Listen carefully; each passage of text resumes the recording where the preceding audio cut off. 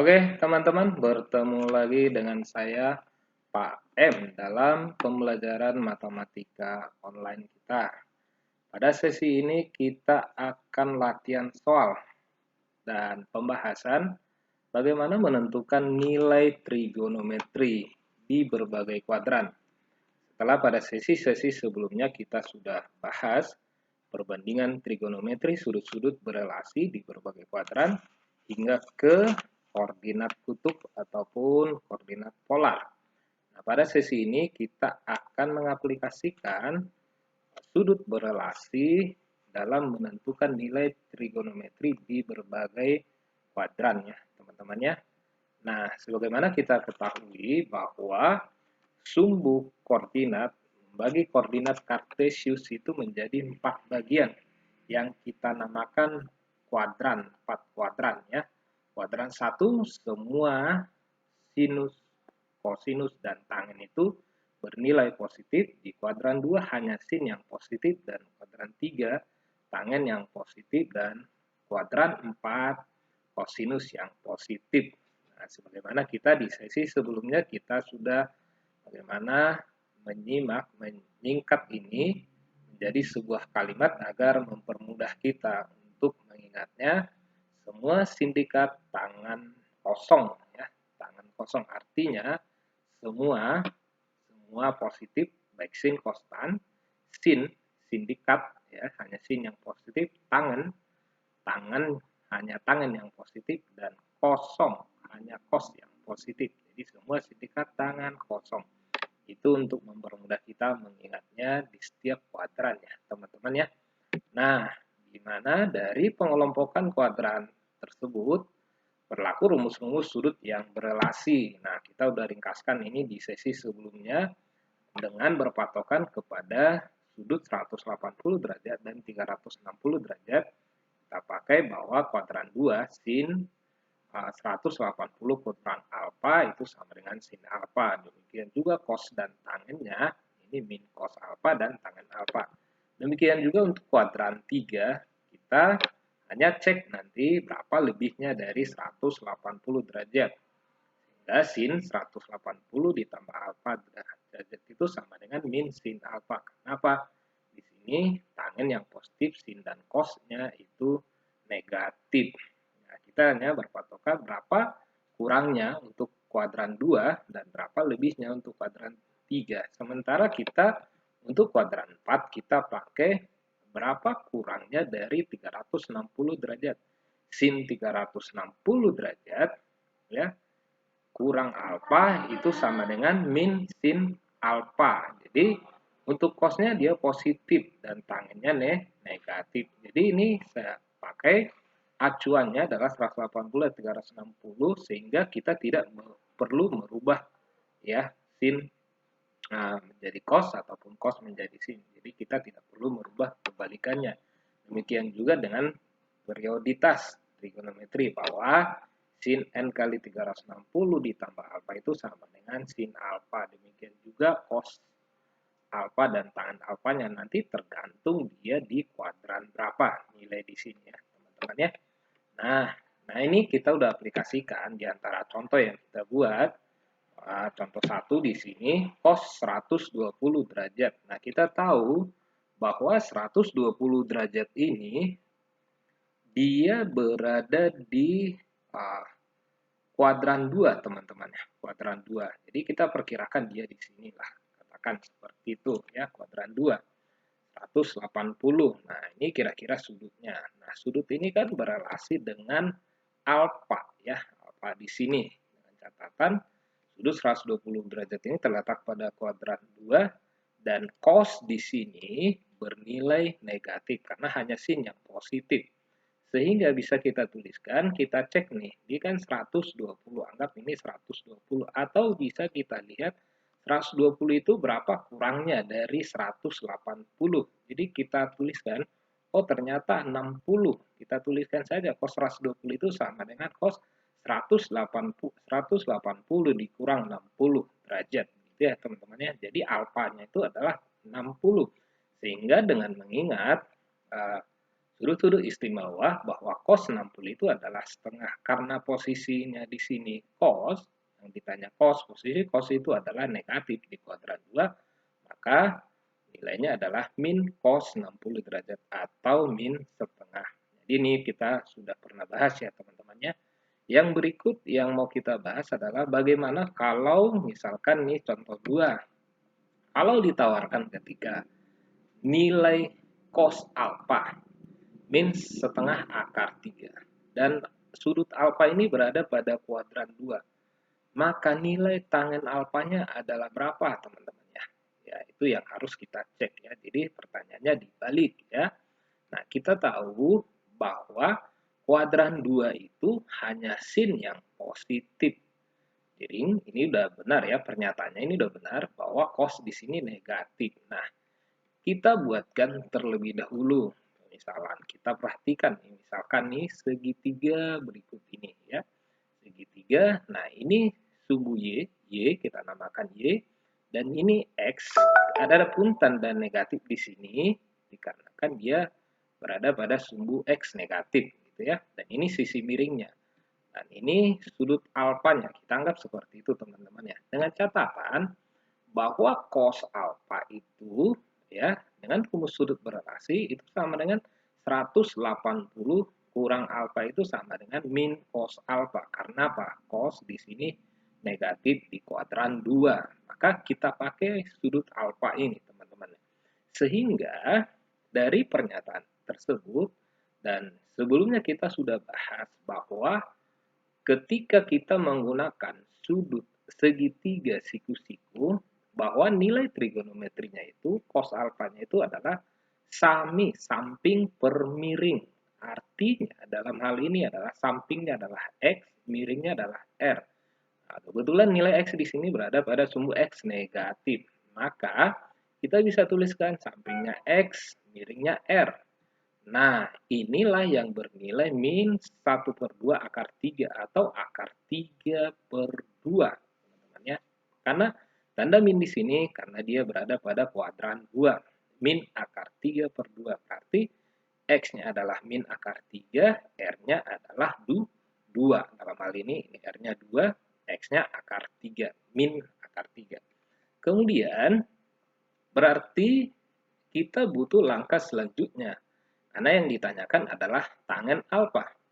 Kalau kita tahu bahwa tangen alfa itu adalah depan samping per depan desa. Depan per samping, gitu ya teman-teman ya, desa. Berarti kita butuh nilai Y di sini. Berapa ini? Sisi di depan sudut ini. Kita ingat dalil Pitagoras bahwa kuadrat sisi miring adalah jumlah kuadrat sisi siku-sikunya. Di antaranya ini sudah diketahui X-nya min akar 3, R-nya adalah 2, sisi miringnya adalah 2. Berarti bisa kita peroleh Y adalah akar dari R kuadrat dikurang X kuadrat. R-nya tadi 2, 2 kuadrat, dan X-nya adalah min akar 3. Sehingga kita peroleh kuadrat dari 2 adalah 4, min akar 3 kuadrakan adalah 3. 4 kurang 3 adalah 1, akar 1 adalah 1. Jadi Y-nya ini 1, teman-teman. Ini 1, ini min akar 3, dan ini adalah 2 tadi ya, teman-teman ya. Kemudian kita masukkan tangen tadi. Kita ingat persimpel rumusnya. Desa, depan per samping. Tangen alfa. Depannya Y, sampingnya X. X dalam hal ini berada di sumbu X negatif, sehingga Y-nya kita masukkan nilainya tadi 1, X-nya min akar 3. Sehingga terjawablah pernyataan ini bahwa tangen alfa adalah min 1 per akar 3, atau kalau kita rasionalkan, min 1/3 akar 3. Oke, ya teman-teman ya. Kita lanjut soal yang ketiga. Dalam hal ini kita hanya bahas soal saja teman-teman ya. Contoh untuk soal ketiga ini. Jika cos alfa adalah 18/17 dan sudut alfa adalah sudut lancip, maka nilai sin alfanya adalah, nah di sini karena dia katakan sudut lancip. Sudut lancip itu bahwa sudut lancip itu Oh, dia berada di kuadran 1. Kuadran 1 itu maksudnya antara 0 sampai 90 derajat. Tidak, kita lihat nih gambarannya kira-kira seperti ini teman-teman ya. Kita lihat segitiga yang bergaris merah ini dengan X-nya, alfa, alfanya ada di sini, dan R-nya sisi miringnya, Y-nya sisi tegaknya. Kira-kira gambarannya seperti ini. Ini sudut lancip, arti masih di bawah 90 derajat atau antara 0 sampai 90 derajat. Jadi kalau ada kata-kata sudut lancip berarti itu bisa kita pastikan bahwa dia masih berada di kuadran 1. Di mana pada kuadran 1 itu semua nilai trigonometri itu baik sin, cos, tan bernilai positif. Berarti pernyataan ini sudah benar ya teman-teman ya. Cosnya alfanya adalah positif 8/17. Dalam hal ini kita lanjutkan bahwa cos alfa adalah samping per miring. Berarti hal ini adalah sampingnya adalah X, miringnya adalah R, X per R. Kemudian, karena sampingnya adalah X dan miringnya adalah R, berarti ini dari pernyataan ini cos alfa adalah 8/17. Berarti X-nya 18, R-nya 17. Yang perlu kita cari adalah Y, karena apa? Kita ditanya di sini sin alfa, di mana sin alfa itu adalah depan per miring, demi, ya. Nah, cosnya adalah samping per miring, sinnya adalah demi, depan per miring. Berarti kita butuh nilai X ya, teman-teman ya. Kemudian kita ambil lagi dari dalil Pitagoras bahwa kuadrat sisi miring adalah jumlah kuadrat sisi siku-sikunya. Berarti Y adalah akar dari R kuadrat dikurang X kuadrat. Nah, berarti Y di sini R-nya tadi 17, 17 kita kuadratkan 289, X-nya di sini tadi 8, 8 kita kuadratkan 64, kita kurangkan, ya ketemu nilai akar dari 225. Akar 225 yaitu 15. Jadi ketemu nih Y-nya 15, teman-teman ya. Jadi Y-nya 15, X-nya 8, dan R-nya 17 ya, teman-teman ya. Oke, kita lanjut. Tinggal kita masukkan ke rumus sin alfa demi depan per miring, sisi di depan sudut per sisi miring. Depannya dalam hal ini adalah Y15 dan sisi miringnya adalah 17 ya. Berarti 15/17 lah nilai sin alfanya dalam kasus ini ya, teman-teman ya. Nah, itu untuk contoh ketiga. Berikutnya contoh keempat. Di sini ya, kita coba hadirkan lagi pertanyaan yang keempat. Jika tangen alfa adalah min 12/5 dan ada ketentuannya alfa itu lebih besar dari 270 derajat dan lebih kecil ya, teman-teman ya, maksudnya ya, dari 360 derajat.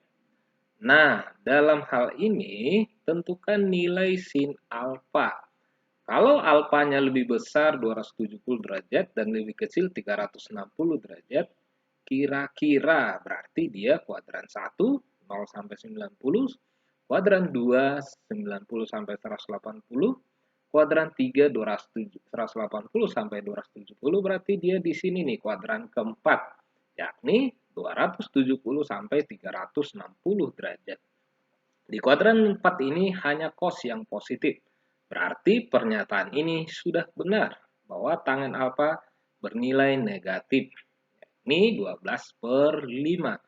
Kita buatkan sketsanya kira-kira seperti ini, teman-teman. Kalau kita perhatikan segitiga yang warna merah ini dengan X sumbu X-nya dan Y-nya, karena dia berada di daerah sumbu negatif, Y-nya negatif dan R-nya di sini sebagai sisi miring, dan ini sudut alfanya di sini. Tapi dengan berpatokan terhadap sudut berelasi bahwa tangen 360 kurang alfa itu adalah min tangen alfa. Jadi 360 kurang alfa. Jadi diperkirakan sudut ini adalah di bawah 360 derajat tapi lebih besar dari 270. Kalau kondisinya seperti itu kita pakai aja 360 derajat yang berelasi dengan berapa kurangnya dari 360 derajat. Berarti 360 dikurang alfa atau min tangen alfa. Ini dia kata kuncinya ya teman-teman ya. Nah, kita tahu bahwa tangen alfa itu adalah berdasarkan sudut alfa ini adalah depan per samping. Depannya min Y, sampingnya X. Jadi min Y per X. Karena berada Y pada sumbu Y negatif ya teman-teman ya. Kemudian tadi sudah dikatakan bahwa tangen alfa itu adalah 12 per 5. Tanda negatif. Berarti Y-nya adalah negatif 12 dan X-nya 5. Karena pertanyaannya adalah berapa sin alfa, dan sin alfa itu kita harus dapat depan dan miringnya. Nah, di sini depannya